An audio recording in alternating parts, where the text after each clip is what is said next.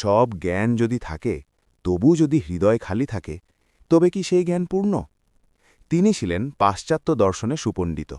ইংরেজি, মনোবিজ্ঞান, অর্থনীতি সবেতেই পারদর্শী। কলকাতার নামকরা কলেজে অধ্যাপনা করতেন। শ্যামবাজারের বিদ্যালয়ে প্রধান শিক্ষক ছিলেন। নাম মহেন্দ্রনাথ গুপ্ত।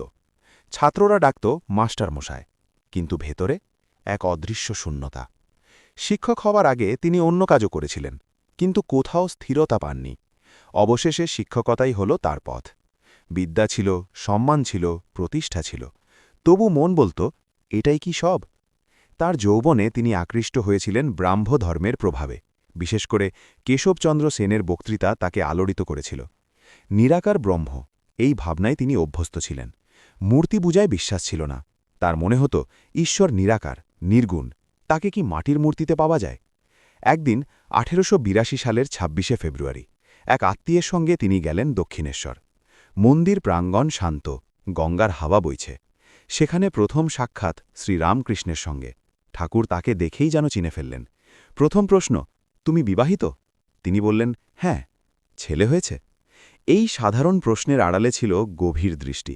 ঠাকুর যেন তার সংসার, তার মন, তার অস্থিরতা সব পড়ছিলেন। মহেন্দ্রনাথ ছিলেন বিদ্বান। পাশ্চাত্য দর্শন গভীরভাবে অধ্যয়ন করেছিলেন।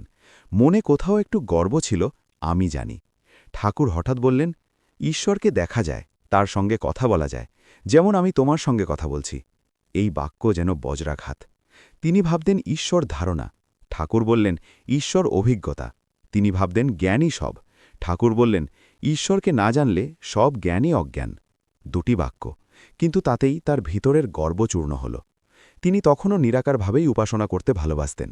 মূর্তি পূজার প্রতি আকর্ষণ ছিল না। কিন্তু আশ্চর্য, ঠাকুর তাকে বাধ্য করলেন না, তর্ক করলেন না, উপহাসও করলেন না। ধীরে ধীরে ভালোবাসার মাধ্যমে তার মনকে প্রসারিত করলেন। দেখালেন সাকার ও নিরাকার একই সত্যের দুই দিক। সেদিন তিনি বাড়ি ফিরলেন অন্য মানুষ হয়ে। বিদ্যার গর্ব কমে গেল, মন নরম হল। এক অদ্ভুত টান তাকে বারবার দক্ষিণেশ্বরে নিয়ে যেতে লাগল। তিনি নিয়মিত যেতে শুরু করলেন, শুনতেন, লিখে রাখতেন। এই নীরব লেখকের হাতেই পরে জন্ম নেয় শ্রী শ্রী রামকৃষ্ণ কথামৃত। কিন্তু নিজের নাম প্রকাশ করলেন না, শুধু লিখলেন ম। কারণ তিনি জানতেন, আলো তার জন্য নয়, আলো শুধুই গুরুদেবের। একজন বিদ্বান শিক্ষক, যার অহংকার ভেঙে গেল দুটো বাক্যে। একজন সত্যসন্ধানী, যিনি প্রশ্ন করতে করতে পৌঁছে গেলেন অভিজ্ঞতার দরজায়। যদি তিনি সেই দিন দক্ষিণেশ্বরে না যেতেন, যদি তার গর্ব না ভাঙত, তবে কি আমরা আজ সেই অমৃতবাণী পেতাম? ইতিহাস তাকে মনে রেখেছে মহেন্দ্রনাথ গুপ্ত হিসেবে নয়, বরং মাস্টার মশাই হিসেবে। ভাবুন তো, গুরু তার শিষ্যকে কিভাবে চিনে নেন। ঠাকুর যেন নরেন্দ্রকে দেখে বলছেন, তুমি সাধারণ কেউ নও, তোমার ভিতরে যে শক্তি তা শুধু নিজের জন্য নয়, বিশ্বের জন্য। তিনি বলেন, নরেন্দ্র, তোমার কাজ মানুষকে জাগানো। তোমাকে ব্রহ্মজ্ঞান লাভ করতেই হবে, কিন্তু এখনই সব জেমে ফেললে চলবে না। মায়া তোমাকে একটু আড়াল করে রাখুক, কারণ তোমার মাধ্যমে অনেকের কল্যাণ হবে। আবার সতর্কও করছেন, রাখাল যেমন সংসারের মায়ায় জড়িয়ে পড়তে পারে, তুমি পারবে না। তোমার পথ আলাদা, তোমার জীবন গভীর, গম্ভীর, অন্তঃসারপূর্ণ। এ যেন এক গুরু ভবিষ্যৎ ঘোষণা করছেন। একদিন এই নরেন্দ্রই হবে বিশ্ববিখ্যাত স্বামী বিবেকানন্দ। তার কণ্ঠে জাগবে আত্মবিশ্বাস, তার কথায় জাগবে ভারতবর্ষ, জাগবে বিশ্ব।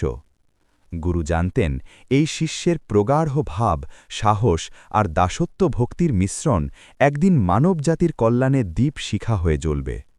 মনে রাখবেন, সত্যিকারের গুরু শুধু বর্তমান দেখেন না, তিনি ভবিষ্যৎও দেখেন। আর সত্যিকারের শিষ্য, তিনি নিজের পরিচয় খুঁজে পান গুরুর চোখে। জয় ঠাকুর, জয় স্বামীজি।